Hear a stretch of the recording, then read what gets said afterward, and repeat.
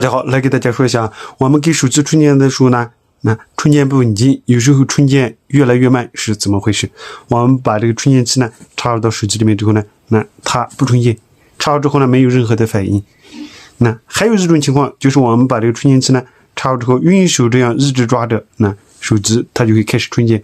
如果我们的手机松开，这手机它就可以停止充电。这又是怎么回事？如何去解决？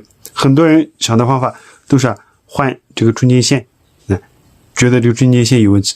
充电线呢买了一条又一条，换了一次又一次。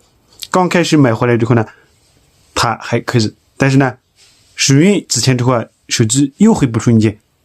也有的人去更换这个充电口，这个充电口更换一下，自己无法更换，要去手机维修店更换，少则需要100多块。遇到这种情况，我们该如何去解决？其实方法特别的简单。我们的手机不充电，第一个原因就是这个手机充电口里面有很多垃圾。我们把这个手机一般都是装在衣服口袋里面，或者说裤子口袋里面。裤子衣服里面有一些毛絮，时间久了之后这个里面都是堆积的一些垃圾，导致我们这个头插进去之后没有插到位，有一部分被阻挡了。第二个原因，大家看这个充电口，它里面有氧化，有了氧化物之后和这个充电线、充电口无法更好的接触，它就会出现有时候能充电，有时候不充电。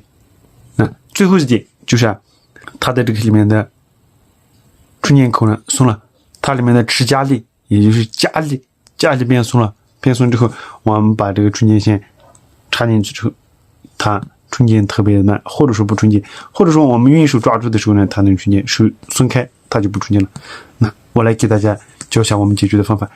我们找个这样的牙签，然后把这个牙签用刀子给它修改一下，去的非常薄。然后我们在这个充电口里面这样把它里面的异物，我们这样给它弄一下，把这异物我们都这样给它弄出来。这样弄一下。这个弄完之后，再来教给大家一个方法，我们去除氧化层的方法。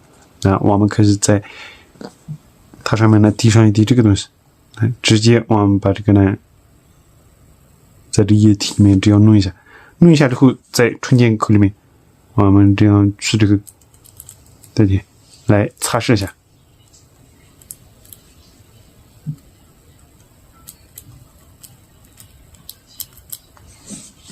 我们这样擦一下，它有去除氧化层，还有清洁垃圾的作用。这时候我们的手机它就会变得非常的灵敏。我们充电的时候，充电器插进去，它就会开始充电。这个方法非常不错，分享给大家。